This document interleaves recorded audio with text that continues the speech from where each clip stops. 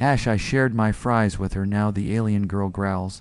If anyone comes close the first time, Jake saw her. She was crouched behind the dumpster outside the university cafeteria, picking through discarded food containers with the desperation of someone who hadn't eaten in days. Her pale blue skin seemed to shimmer in the afternoon sunlight, and her large amber eyes darted nervously between the trash and the humans walking by, completely oblivious to her presence. She wore what looked like the tattered remains of some kind of jumpsuit that had probably been pristine once, but now hung loosely on her thin frame. Jake had been heading back to his dorm after grabbing lunch when he noticed her. Most students would have either ignored her completely or called campus security, but something about the way she moved with such careful, deliberate motions made him pause. She wasn't just hungry, she was starving, and trying very hard not to let anyone see her in this state. Her fingers were long and delicate, ending in what looked like small claws, and when she found a half-eaten sand, which she examined it with the kind of scientific precision that suggested intelligence far beyond what most humans gave aliens credit for. The Galactic Exchange Program had brought dozens of alien species to Earth universities over the past 5 years, but this girl didn't look like any of the official exchange students Jake had seen around campus. Those aliens always had proper housing, meal plans, and human liaisons to help them navigate Earth culture. This girl had none of that. She was clearly alone and struggling to survive in a world that wasn't designed for her species. Jake made a decision that would change both their lives forever. He walked over to where she was crouched, and instead of saying anything that might startle her, he simply sat down on the ground a few feet away and opened his container of French fries. The smell of salt and grease filled the air between them, and he watched as her nostrils flared slightly and her amber eyes fixed on the food with an intensity that made his heart ache. Without making any sudden movements, Jake pushed the container halfway between them and then leaned back against the brick wall of the cafeteria building. He didn't look directly at her, but kept his peripheral vision trained on her reactions.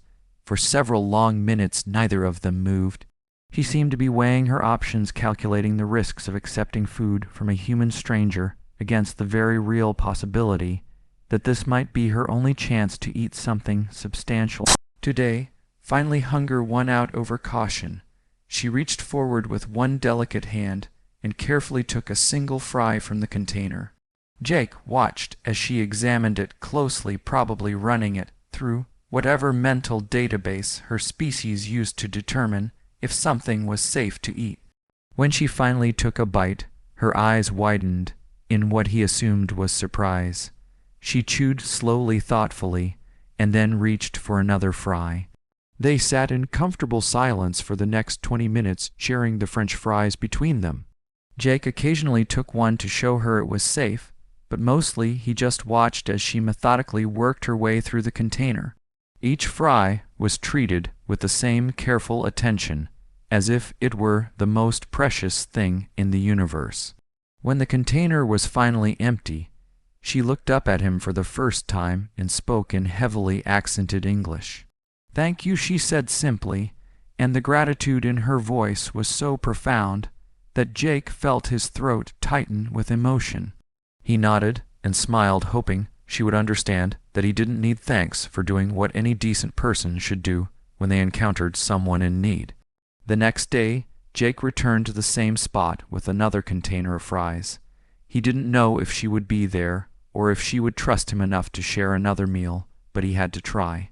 To his relief, she was waiting behind the dumpster, and when she saw him approaching, she actually stood up and took a few steps in his direction. The fear was still there in her posture, but it was mixed with something else now. Hope maybe, or at least the beginning of trust. This time when he sat down, she joined him immediately, and they shared the fries while making small talk about the weather and the campus. Her name was Luna, she told him, and she had come to Earth as part of a research expedition that had gone horribly wrong.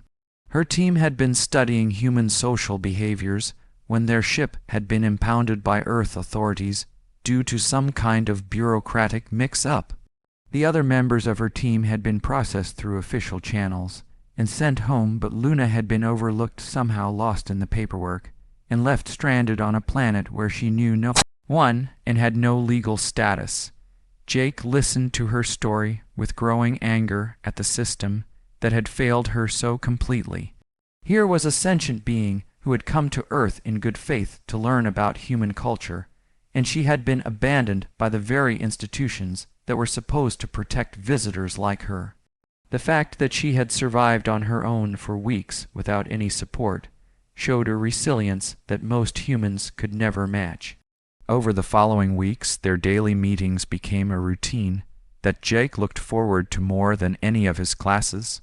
Luna was brilliant and funny, and had a way of looking at human behavior that made Jake see his own species in a completely new light. She asked questions about things that humans took for granted, like why people threw away so much food, or why students seemed so stressed about grades that wouldn't matter in a few years. Her perspective was simultaneously alien and deeply insightful. As Luna began to trust him more, she started exhibiting behaviors that Jake initially found amusing, but gradually realized were more significant than he had understood. When other students walked too close to their usual spot, she would tense up and make a low rumbling sound deep in her throat. At first, Jake thought she was just being cautious, but as the weeks passed, the sound became more pronounced and her body language more aggressive. The first time someone actually tried to interrupt their lunch, Luna did something that shocked everyone present. A group of fraternity brothers had been walking by when one of them noticed Luna and made some crude comment about alien anatomy. Before Jake could even respond, Luna had risen to her feet and released a sound that could only be described as a growl. It was low and menacing, and seemed to come from somewhere deep in her chest. The sound was unlike anything Jake had ever heard from a sentient being, and it made every instinct in his human brain scream danger. The fraternity brothers backed away immediately, their faces pale with shock and fear. Luna remained standing in a defensive posture until they were completely out of sight, and then she slowly sat back down as if nothing had happened. Jake stared at her in amazement, realizing that what he had just witnessed was not just a threat display, but a declaration of territory. Luna was protecting their space, and by extension protecting him. After that incident, Jake began to notice other changes in Luna's behavior. She started arriving at their meeting spot earlier and staying later. She would scan the area, constantly checking for potential threats, and her body language became more relaxed only when they were completely alone. When Jake brought her food, she would eat more slowly, as if savoring not just the taste, but the entire experience of sharing a meal with someone who cared about her well-being. The protective behavior escalated gradually. Luna began following Jake to his other classes, staying just far enough behind to avoid detection, but close enough to intervene if necessary. She learned his schedule and would position herself strategically around campus to keep him in sight. Jake only discovered this when a classmate mentioned seeing a strange blue-skinned girl lurking near the library during his study sessions. At first, Jake was flattered by the attention, but as Luna's behavior became more intense, he began to worry about what he had inadvertently triggered. The daily fries had clearly meant more to her than just sustenance. In her mind, they represented a bond that went beyond simple friendship. She was treating him like something precious that needed to be guarded against all potential threats. The situation came to a head during a particularly busy day in the cafeteria. Jake had been delayed by a professor and arrived at their usual meeting spot 15 minutes late to find Luna pacing anxiously behind the dumpster. When she saw him, she rushed over and began what could only be described as a frantic inspection, checking him for injuries and sniffing him carefully as if trying to determine where he had been. Before Jake could explain his delay, another student approached them. It was Emma from his psychology class, who had been trying to ask him out for weeks. She had finally worked up the courage to approach him directly, but she had chosen the worst possible moment. Luna saw Emma coming and immediately moved to intercept her, positioning herself between Jake and the approaching human. Emma stopped short when she saw Luna, and for a moment the three of them stood frozen in a tense tableau. Then Luna did something that made Jake realize just how far their relationship had progressed beyond simple friendship. She reached out and took his hand in hers and made eye contact with Emma, while releasing the same low growl that had frightened the fraternity brothers weeks earlier. The message was unmistakable. Jake belonged to Luna now, and she would defend her claim against any perceived threat. Emma backed away quickly, her face flushed with embarrassment and fear. Jake wanted to call after her to explain that this was all a misunderstanding, but Luna was gripping his hand so tightly that he could feel her claws pressing against his skin. After Emma was gone, Luna turned to Jake, and for the first time he saw something in her amber eyes that made him truly understand what was happening. It wasn't just protectiveness or territorial behavior. Luna had formed what her species would consider a pair bond with him. The daily sharing of food had triggered some kind of biological or psychological response that marked him as her mate or partner in her alien mind. Jake realized that he had unknowingly participated in what might be considered a courtship ritual by her species' standards. The regular meetings, the shared food, the gradual building of trust, all of it had been interpreted through the lens of her alien psychology as romantic interest. Now, Luna believed they were bound together in a way that transcended the simple friendship Jake had thought they were developing. The implications of this realization were staggering.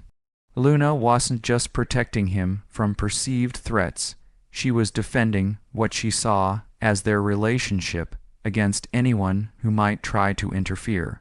The growling and aggressive posturing were mating behaviors designed to warn off rivals and establish her claim to him.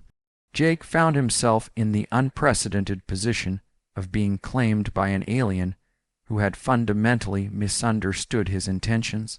But as he looked into Luna's eyes and saw the depth of emotion, there Jake realized that maybe he had been the one misunderstanding the situation. Luna wasn't just hungry. When he had first found her, she was alone and abandoned in a world that didn't want her. The fries had been more than food, they had been an act of kindness that had probably saved her life. In return, she had given him something that her species clearly considered precious: her complete trust and devotion. Jake made a decision that would define the rest of his life. Instead of trying to explain the misunderstanding or attempting to establish boundaries, he simply squeezed Luna's hand gently and smiled at her. If she wanted to growl at anyone who came too close to him, he could live with that. If she wanted to follow him around campus and make sure he was safe, he could accept that too. Luna had chosen him, and despite all the complications that choice would bring, Jake found that he was honored to be chosen. From that day forward, Jake and Luna became an inseparable pair on campus. Students learned to give them a wide berth when they were together, and professors made accommodations for Luna's presence in classes.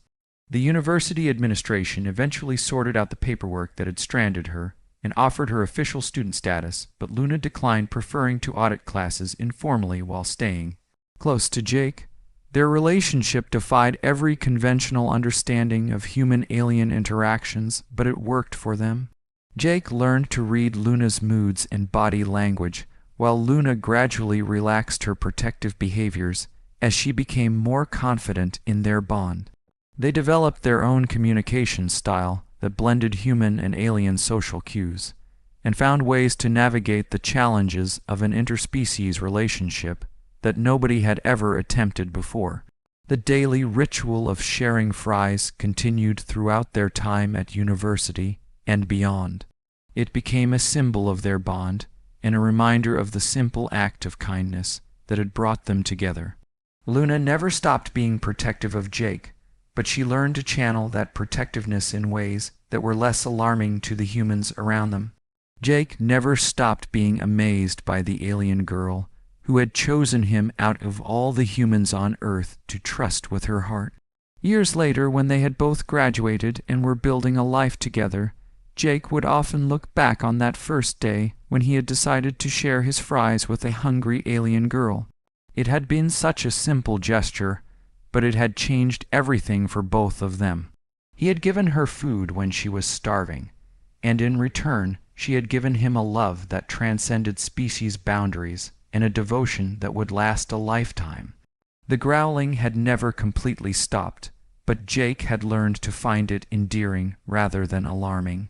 Luna only growled now when she sensed a genuine threat to their relationship, or when someone was being deliberately disrespectful to either of them. It had become their private joke, and a reminder of how far they had come from that first tentative meeting behind the university cafeteria. In the end, Jake realized that the best relationships were often the ones that started with the simplest acts of kindness. He had shared his fries with a hungry alien girl, and she had shared her entire world with him.